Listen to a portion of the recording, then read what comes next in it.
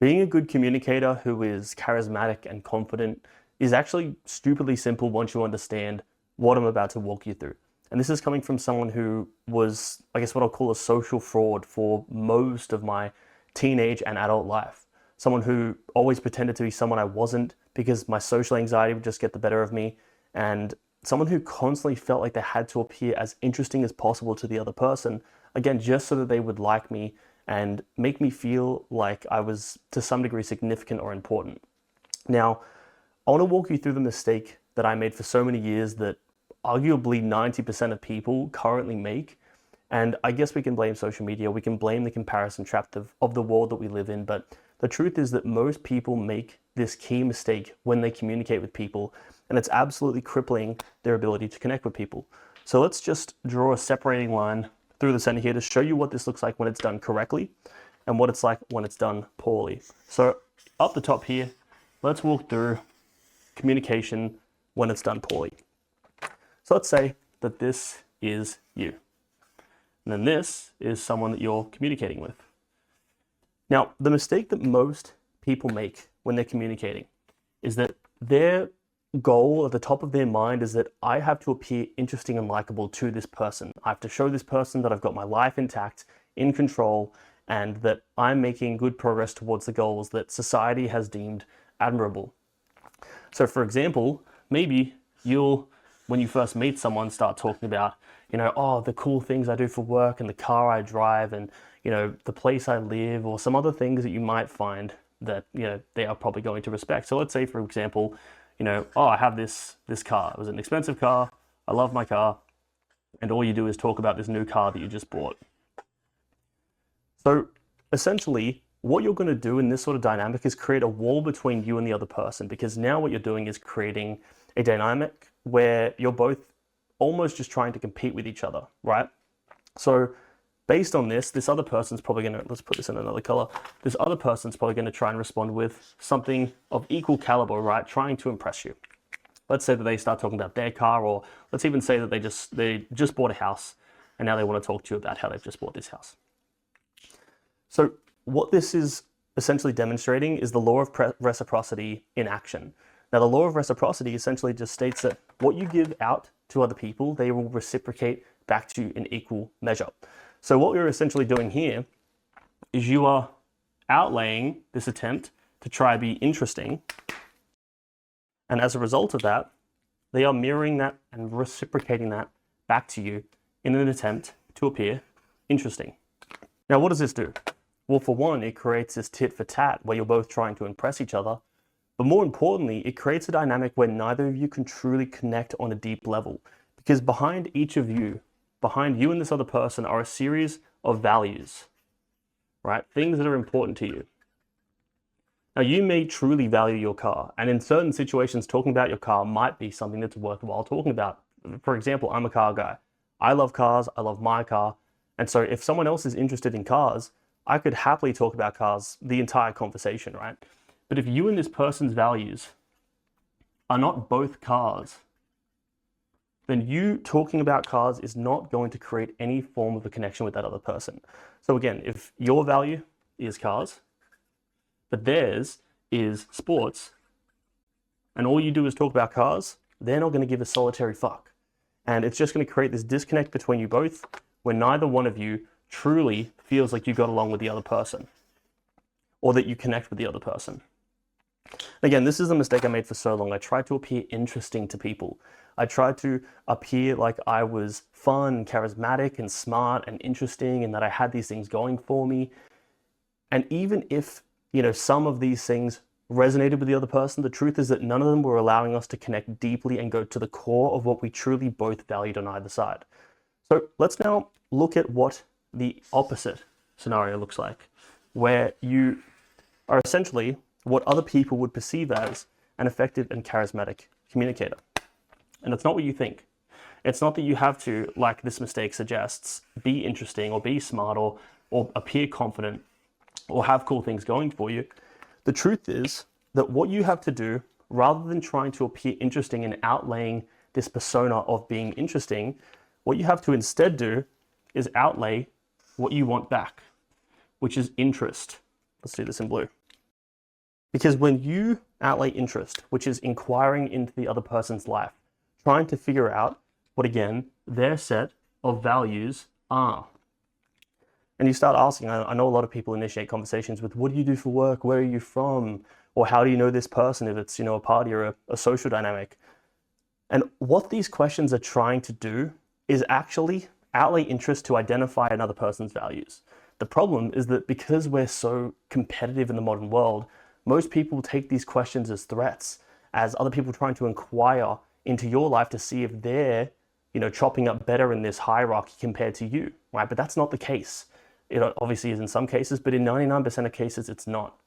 These questions are designed so that you or the other person can determine what is the other person's series of values and do any of my values align with theirs.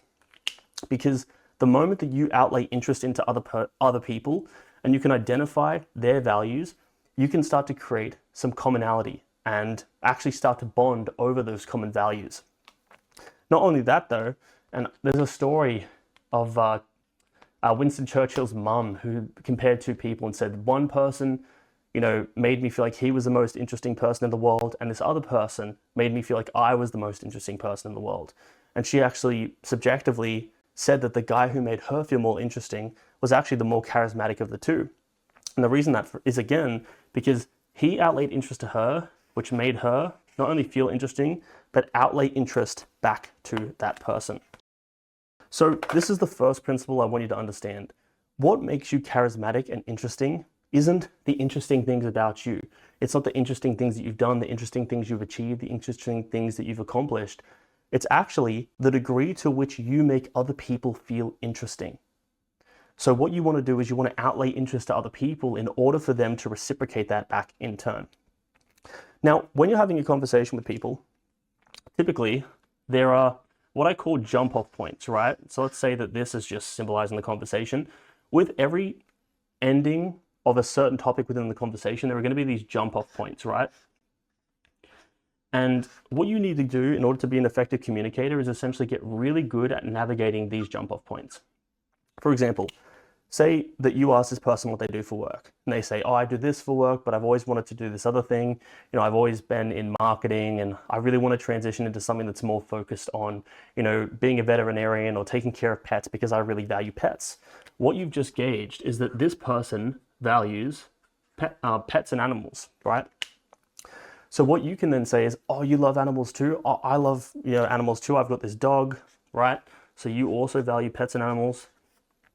I value my dog, and I love my dog, and he's this breed, and his name's this. And they're going to go, oh, that's so cute. Do you have any photos of him? This is my dog. My dog's name is Jeff. He's a little staffy or whatever it may be. And essentially what you've done there is you've again created this synergy between that other person. You're actually relating and really bonding over a common value, right? So at every point of these jump-offs of these conversations, what you want to do is try and identify commonality. You want to try and identify common values that you can then ultimately continue down the conversation of, where you both are actually mutually interested in that common theme. And so that, I could walk through a million examples of that, but those are really the two real principles of being charismatic. One, obviously outlaying interest to receive interest in return. And then two, being able to actually find ways to find commonality between you and that other person by understanding and paying attention to their values. And then when conversations reach these jump-off points where they can go in ultimately multiple directions, you can actually associate it and take the dive and take the conversation down the direction of that set of values, or that thing that's important to them that is also mutually important to you. Because in these situations, if you, for example, bringing it back, if that person tells you about their job and they say, oh, I'm in marketing, but I really want to start being a veterinarian because I really love animals, and you go, oh, that's really cool. Well, what I do is I'm an engineer and I do this and this. They'll go, oh, cool. How long have you been doing that for? And then it just turns into very just bland small talk, right? And this is where small talk lives. It lives in the competitive plane where you and that other person are just trying to sound interesting. Because if you're both trying to sound interesting, you're never actually going to find any common threads, unless of course you both have maybe the same narcissistic desires around, whatever it may be that you're both trying to compete on, right? But even then, those relationships are always very superficial, and they're always very competitive, and they're not deep. They're not as deep as a conversation or a relationship where you and that other person share common values and where you both have an ability to navigate and jump off from certain topics into further topics that, again, stem from different sets of values. And the more of the values you can identify in the other person that relate to the values that you have, the deeper you will connect with that person. But even if you don't share this other person's values, let's say that this person values fitness, right? But you don't value fitness. Well, you can obviously still actually make them feel interesting by outlaying interest around that hobby.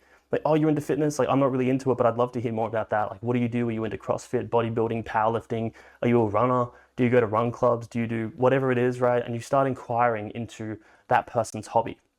And the more that you can inquire and again, outlay interest into what they're interested in, they will immediately outlay more interest to you and also feel like you actually care about them because you've done your side of the actual conversation to show that you care enough about them to actually be interested in what's important to them. So this really is the difference between someone who is charismatic and someone who appears like they want to be charismatic but isn't actually.